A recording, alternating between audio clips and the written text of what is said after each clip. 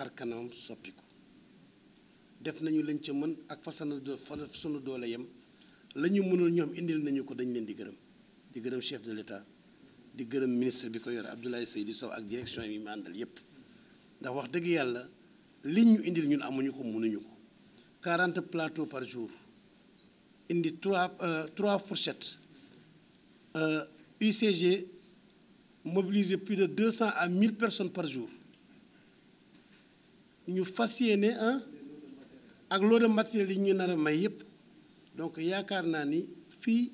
bu ñu amee loolu amatuñu prétexte su lay lenn moo fi mën a am soit da ngay bëgg Médina nangu ni buñ ci xare bu ñu bañee ku ñu mere du baax te nag man ku ma mere ci da ngaa bëgg Médina vraiment awma ci problème am nañu yërmande boobu ba léegi ñu ngi maslaa boobu ba léegi mais Médina ngi gën a bon boobu ba léegi sous-préfet de dama koy ñaanal sax ndaxte taxawaayam dafa rafet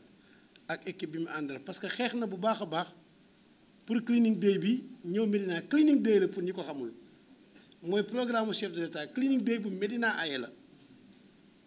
Médina moo aye ñu war ko def vendredi ñu war ko def samedi ak dimanche le 9 et le 10 mais Médina tar gi mu tar ci problème moo tax ñoom ñu jël ñaari fan ca gannaaw tàmbali ko àllarba jéem a dabu balaa ñuy def ouverture officielle bi ñu xam ne samedi matin la à 9h mais ñoom avant ouverture officielle bi pour coono yu wàññeeku ñoom dañuy commencé àllarba ci guddi samedi ci guddi àllarba alxames ak àjjuma mercredi jeudi vendredi plateau yi nañu wër ci Médina yépp lépp lu fi oto bu ñu fekk ci trottoir dinañ koy yóbbu li ngeen ñëwee di ñaan njëkk bu ñu koy yóbboo comme que teel nga ko yëg mayal sa bopp njëkk nga yóbbu ko kon njëkk gi tey lañ ko mayee fii ak ñu koy jël mais bu ñu ko jëlee njëkk amatul ndax mënuma ci dara nag mu leer ñëpp pour kenn bañ ma fëgg mënuma ci lenn ndax oto yi yéen la ñu jëm te procédure bi dafa jaar ci préfet te bala muy aboutir dina jël 8 mois kon kuñ jël sa oto 8 mois taxul nga jotaat ci te la nga cee fay pour jotaat ki jafe na protégé wu ma kenn mais rek premier adjoint keneen a ci yem moom ci boppam sax nee na jël nañu oto mu fay donc am na oto yoo xam ne ñu ngi ko bâche ci kaw trottoir yi oto bu ñu fekk ñu bâche ko ci kaw trottoir bi amul daw na démb ak daw na bërki démb danañ ko yóbbu garage mécanicien dootul amati Médina man maa ci d'accord waxtaan nañ ci xeex nañ ci fañ ci war a xeexee chef de l'État def na ci la war a def nag la ñu des nag ñoom la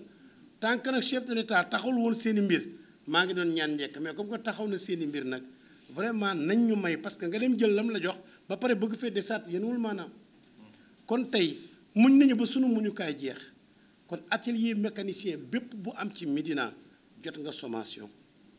bu ma seet après ndax mënuma ci dara lii programme mu état la mënuma ci dara de te ñun ñoo ko d'accord conseil municipal bi ni dañoo bëgg Médina baax kon fépp koo xam ne atelier mécanicien nga woon daan defar ci mbedd mënatul nekk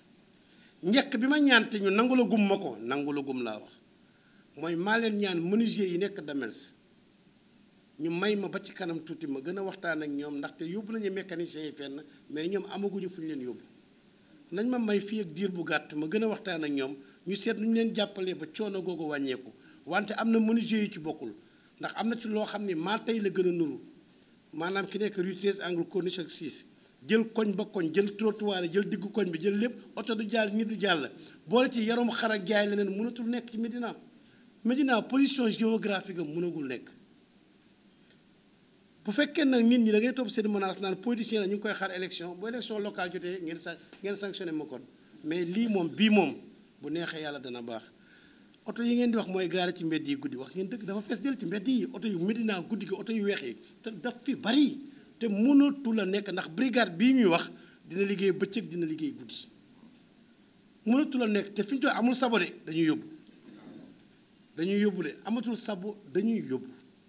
ambulants yi bañu ñu liggéey de ndax tey ki ci bureau bi ak ki nekk ci télé bi yëpp doomu Sénégal lañu wante bu ko nekk joxee cër commune bi la accueillir nga fi am sa teraanga nga dellu leen cër boobu xam nga fi nga war a jaayee xam nga fi nit ki war a jaar xam nga heure bi nga war a wàcc wante tey boo duggee marché Tilène am na ñuy jaay ba 0 heure mais nañu waxante dëgg am na loo xam ne rafetul tamit ban moment nga ñuy may tëj boog nit ñi tranquille tuuti kon may ñaan délégué marché bi góor gu jëm mu waxtaan ak yenn commerçant yi parce que da ngay ñëw ba minuit mooy gis ko ubbi cantine di jaay mais njaay tamit ci dëkk yi bi ñu ko réglementé te loolu ci def ñu ne maire bi dafa bon bi mu bëggee suñu carte waxul loolu waaye boo toppee loolu tamit dëkk bi dina bon di chien errant yi ñi moom xaj yi xam nañ leen mooy gardien yi ci mbedd yi yooyu mais boo amee sa xaj ba mu rage ba ku mu màtt nga di mais nañu waxante dëgg chien errant yi tamit wax jotuñu ci yoon waxtaan waaye dinaa ci wax ak sous-préfet oui parce que loolu tamit boo duggee quartier Gibraltar mais façon xaj yi ngay gis kooku ku ñu màtt nga feebar scooter yi ñuy gaare ci mbedd mi mu bari waxtaan nañ ci sànq avant ngeen di ñëw da ngay ñëw amoo autorisation mairie jël benn bopp koñ wala nga luye néeg ci kaw ni koñ bi ko am sa scooter ñëwal mais loolu foo ko teg tegoo ko fenn man maa ñaan sous-préfet ni ko bu ñu ramasse scooter yi ndax boo ko ramassé di nga rey Lamine Koli moo xam ne defu ci dara ndax daa foog ni kooku daa am autorisation mu gaare te da koy fay nañu convoqué directement ki nga xam ni moom mu laaj ko fan la teg li mu def jël koñ bu ñëpp moom mu gaare fi ay scooteram ba pare toogi ne la ki ay xajam loolu moom day dakk ci Médina mootu fee nekk kër yi nga xam ni identifié nañ leen ñu ko fay def naka sudul noonu am na kër yi ñu ci identifié dinañ ci liggéey ak police ndaxte am na ci loo xam ni mënatul continuer école yi ñuy wër di jaay xale yi loolu nga xam ne duma ko tudd ci école yi nga xam ni day màndiloo xale yi loolu tamit bu ku ko daan def bu la boo xam ne à partir de lundi moom école yi dootuñu may ko fay taxawaalu bay jéem a jaay suñu doom yi yooyu mënatul a nekk kon jàpp leen ne ci tënk marché ti leen dinañ ko nettoyer bu baax a baax a baax ndaxte ku déglu ministre de la santé xam ngeen ne am na jàngoro yu commencé ñëwaat jàngoro yu bari yu demoon ñu ngay dellu si waat te bu sedd ñëwee ci lay ñëw donc salubrité baax na bu baax a baax ma leeral ni am na ñoo xam ni du mairie bi seen buntu kër taabal ya fa nekk ñoom ñoo koy luye du ko fayee ko surtout waa rue 19 waa rue 20 waa rue 21 waa rue 23 ak waa rue 25 horaire yooyu ak jubaay ak jawbe yooyu daf fiy deñ mënatu fee nekk daf fiy deñ nañu dem boo maraîcher daf fiy deñ mënatu fi nekk daf fiy deñ ñooñu nga xam ne seen buntu kër nag ñoom ñoo koy luye wala ñuy ñëw teg fa kenn ci famille muy jaay ci mbedd bi te ñoom ñoo def pétition naan dëkk bi dafa bon mais yaakaar naa ni à partir de samedi man maa ci d'accord ak sous-préfet mënul bon ci kii baax ci man boo demee ba ñuy defar ñun ñëpp lañu bokk defarandoo kon boog mbedd yi dañ koy dindi complètement libéré trottoir yi nit ñi di dox ci kaw trottoir yi oto yi di daw ci kaw tali bi jàmm ni ñooy kon encore une fois de plus monsieur le préfet dama lay gërëm ci turu Médina. délégué de quartier bàjjenu gox imam notable curé bi ñoom ñëpp ak bureau municipal bi ak service yi nga xam ne ñoo séq liggéey bi jeudi laa leen convoqué fii 10 heures bu ko defee ñu defar programme bi ak calendrier bi mais ci guddi mercredi bi dinañ tàmbali mais jeudi 10 heures dinañu arrêté fu neen nan la ñu fay demee di ko wax kooñe mi yor feera bi tamit dinañu nettoyer Médina ba mu set wecc nettoyer yomb na wante fexe la nga defoon bañ a yàqu tamit lu ñu tenir compte la sous-préfet wax na ko léegi am nañu brigade ñuy teg yoo xam ne dina ànd ak police ak élément mairie bi n'est-ce pas brigade bi laay jiite ak bi ñoom maxu jiite ñëpp dinañ ci taxaw mu am suivi lu ci nit bañatul ci yàq bañatuñ ko ticc pour teg la ci yoon parce que réewande def ci raxas say ndab ba mu neex la au lieu nga dem ba fi nga ko war a sànni ko ci diggu tali bi mu tuuru ñu waxante dëgg nga jël mbedd mu ñun ñu war a jaar nga takk ay ligne ci kaw trottoir bi di weer ci kaw mais nañu waxante dëgg yenn yi sa xel waralu koo may sax boo luyee magasin ci immeuble magasin bi nga luyee mais luye woo mbedd mi moom moo mbedd mi di ñiy tabax kër yi mais boo tabaxee sa kër nga moom mais tabax sa kër ba pare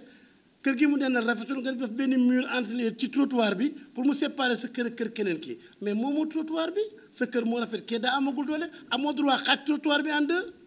mais loolu yëpp danañu ko dajji ku ciy mer nag tàmbali ko tey mais Médina baax dinañu jaral lu ne encore une fois de plus ngeen gërëmal ñu ministre santal ñu ministre bu baax gis ne parce que c'était pas évident Médina amaat lii ndaxte ci plateau ngeen jóge mais xam ngeen ni plateau bu baaxee te Médina baaxul plateau day bonaat opération bi bu lii passé ba ñëpp aaye ci jiitalu sous-préfet dinañ def intercommunalité am question yoo xam ne ñoo koy bokk di ko traité ndoo ba kenn du dawee fii rëcc fële donc monsieur le préfet tënk naa lépp pour journaliste yi ba ñu posé waat question yaakaar naa fi may mujjee mooy mbër yi dañoo bëri làmb ci Médina doomi Médina yi war a bëri jarul ngeen may soññ xam naa dat yëpp gis naa dat yëpp dañoo amagul lu ñu leen jox non mu leer non mu leer ca ba ko wax ci kanamu préfet xaalis yi ñu yaakaaroon sel yeeg TVA dañ cee jotagul moo tax sale fayaguñu sax salaire mairie bi mu ba tey ji fayuñu jarul relancer damaa bëgg nga bañ a wax lan la Médina defal ngay wax loo defal Médina yéen a ngi laaj Médina di leen jox àllam di ko xañ ay nit di leen jox tey nag maa ngi leen di xaar fii Médina soxlaa ndax dinaa leen gis ku ma ci gisul sa écurie mënoo maa gis ci sa combat